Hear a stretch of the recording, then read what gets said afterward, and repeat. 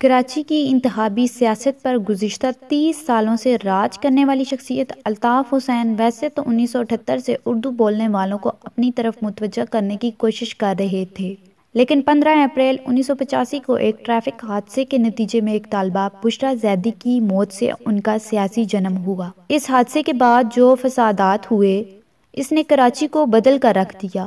شہر کے لوگ لسانی بنیادوں پر اپنے اپنے محلوں میں دبک کر رہ گئے۔ اردو بولنے والوں کو الطاف حسین ایک مسیحا کے طور پر نظر آئے اور وہ ان کی شخصیت سے مسحور ہوتے گئے۔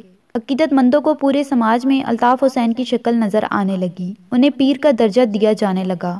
ہم نے یہ بھی دیکھا کہ پیر صاحب نہ کہنے پر لوگوں کے گال تماچوں سے سرخ کر دیے جاتے تھے، لاکھوں کا مجمع ایک اشارے پر خاموش ہو جاتا تھا۔ شہر کراچی میں محترمہ خورشید بیگم اور نذیر حسین صاحب کے 120 گز کے چھوٹے سے مکان میں 17 ستمبر 1953 کو الطاف حسین نے آنکھ کھولی تھی۔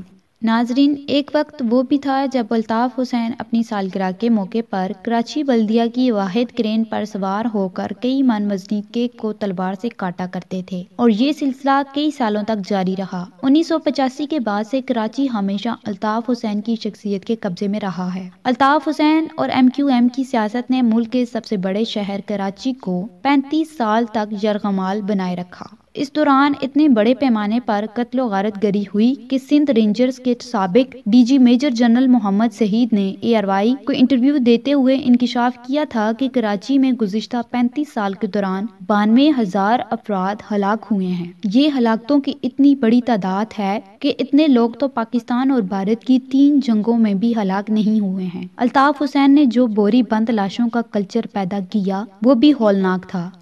MQM نے گزشتہ 35 سال کے دوران کراچی سے اربوں روپے کا بھتہ بھی وصول کیا تھا۔ ناظرین، جب بادشاہوں پر زوال آتا ہے تو ان کی چیخیں کائنات سنتی ہے۔ الطاف حسین نے کارکنوں اور اپنے ہمدردوں سے شکوہ کیا کہ عطیات کی عدم دستیابی کی وجہ سے میں مشکلات کا شکار ہوں۔ الطاف حسین نے لندن میں مقیم کارکنوں اور ہمدردوں سے مخاطب ہو کر کہا تھا کہ برطانیہ والوں، میرے دفتر کا خرچہ تو تم نکال سکتے ہو، میں پوری دنیا کے ساتھیوں کو بتا رہا ہوں کہ آپ نے سیکیورٹی کے جو انتظامات کیے تھے اب میرے پاس نہیں ہے، میں ساری سیکیورٹی ہٹا رہا ہوں، اگر میں مار دیا جاؤں تو بس دعا خیر کرنا، یہاں سیکیورٹی مفت میں نہیں ہوتی، یہ پاکستان نہیں ہے۔ الطاف حسین نے مزید کہا کہ چندے اور عطیات کی فراہمی صرف برطانیہ والوں کی ذمہ داری نہیں۔ امریکہ والے کہتے ہیں کہ ہم نے 10,000 پاؤنڈ جمع کر لیے تھے، وہ بینک والوں نے واپس کر دیے۔ بھائی 5-5 ہزار کسی بھی امریکی ریاست کے ایئرپورٹ پر لے جاؤ، کوئی مہاجر نظر آئے اسے لفافہ اور پتہ دے دیں، انٹرنیشنل سیکریٹریٹ سے کوئی آئے گا لفافہ لے جائے گا۔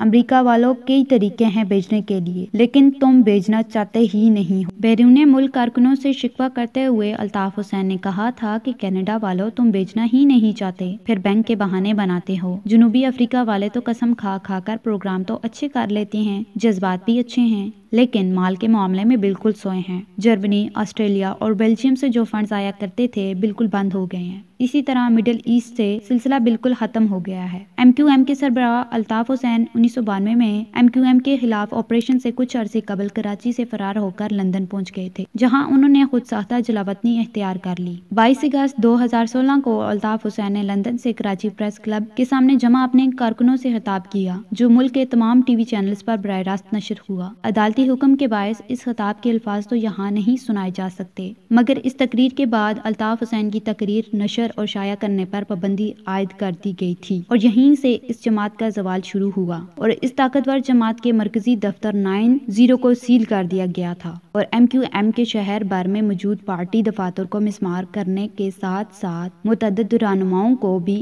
گرفتار کر لیا گیا تھا۔ یہی MQM کے سربراہ الطاف حسین تھے، جو ایک وقت میں کراچی کی سیاہ اور سفید کے مالک تھے اور آج نشان عبرت بن گئے ہیں۔ ناظرین، اس ویڈیو کے بارے میں ایک کمنٹ ضرور دیجیے گا، ویڈیو کو لائک اور چینل کو سبسکرائب کرنا نہ بھولیے گا۔